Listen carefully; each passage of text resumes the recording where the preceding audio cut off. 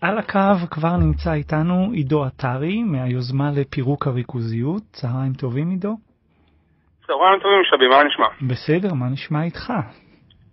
מעולה, מעולה.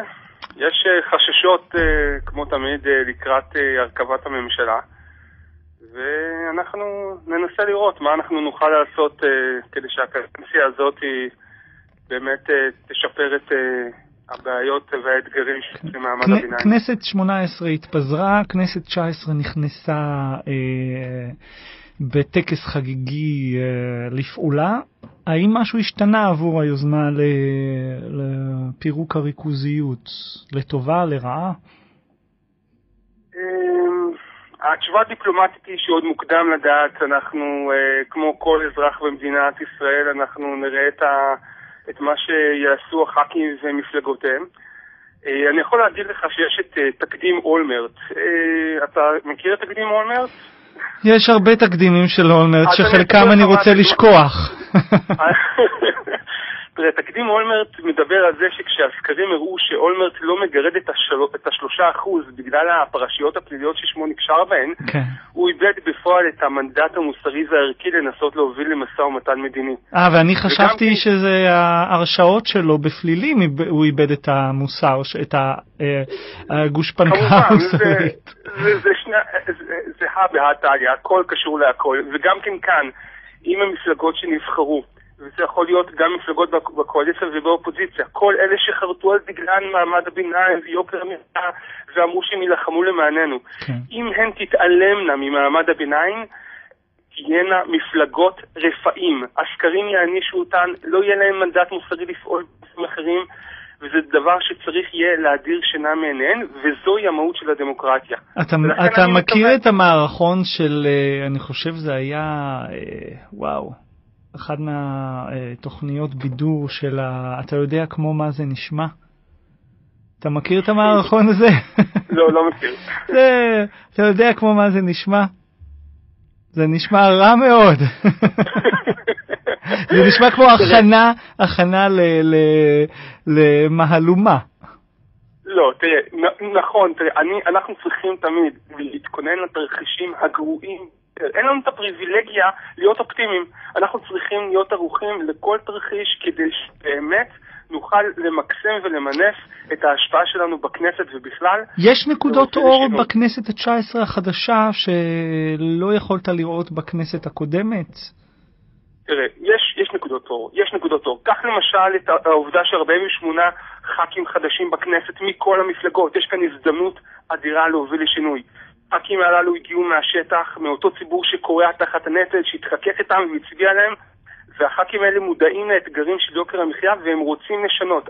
הם גם מודעים לזה שזה נתון תקדימי, כל כך הרבה חברי כנסת חדשים, זה הבעת אי אמון טוטלי כלפי הכנסת הקודמת. הם מודעים לזה, ואני שמעתי רעיון רדיופוני של דן תיכון ושל שבח וייס, שהם היו יורים של הכנסת, שדיברו על הנושא הזה ועל ההבדל התהומי כנסות קודמות לכנסת הנוכחית. כך למשל את... אבל שבעה אנשי עסקים נכנסו לכנסת, כלומר מבין 50 האלה, 7 מהם הם אנשי עסקים פרופר. נכון, אבל אנחנו צריכים להסתכל על המכלול. מה זאת אומרת? יכול להיות שאם אתה תבדוק בציציות של כל ח"כ, באמת אתה תמצא כל מיני בעיות, אולי ניגודי עניינים כאלה ואחרים, אבל מבחינה תקשורתית, תודעתית, העובדה שהעם בעצם הכניס 48 פנים חדשות לכנסת, מאותקת גם ליתר הח"כים שהם צריכים להתיישר. דבר איתי בתנועות. צריכים להבין שמשהו כאן קרה. בוא דבר איתי בתנועות ובמפלגות ובאנשים. בוא נדבר בתנועות. כן. בוא נדבר למשל את השלטון על הליכוד כרגע. גם הליכוד יש בה מה שנקרא סימנים אור. נתניהו הקים את ועדת הריכוזיות, נתניהו ניסה לאמץ את פרק הריכוזיות בדוח טרכטנברג, הוא התחייב לפני בחירות להעתיק את העידוד התחרותיות בשוק הסלולר ליתר התחומים. כן, אבל הוא גם נתן לשטייניץ לסרס את המסקנות, להפוך מ-4 ל-6, למוסס את ה... יש גם אור, יש גם נקודות אור. שיטת נתניהו זה הקמת ועדה עם ראש מאוד פרווה, ועוד את הפרווה הוא עושה עוד יותר פרווה, וזה יוצא לך איזה כלום. אתה יודע, אמר אריאל שרון מזמנו, דברים שרואים מכאן שם, אנחנו לא יודעים לפעמים מהי מערכת הלחצים שנתון בה ראש ממשלה. שיש שקיפות, אנחנו נדע, נוכל לעזור לו, שיכיל שקיפות, נדע, נוכל לעזור לו. אני בעד שקיפות בכל מצב ובכל סיטואציה. למשל את הבית היהודי, נפתלי בנט אתמול בראיון ידיעות אחרונות ציין במפורש שבמסגרת המשא ומתן הקואליציוני הוא מכניס תנאי מקדים, והנושא של הריכוזיות ויוקר המחיה נמצא בפתיחת דבריו. זה לא שמעתי וזה נשמע טוב.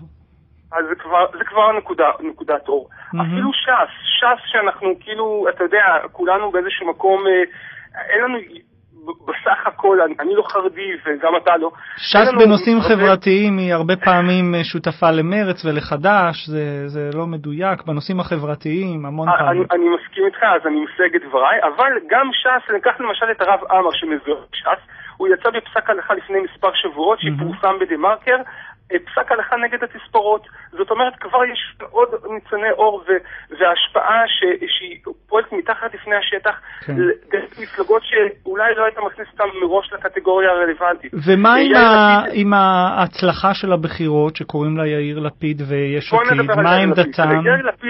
יאיר לפיד התחייב לדאוג למעמד הביניים, יוקר המחיה, הציבור שבחר בו בשונה ממפלגות אחרות איננו לויאלי.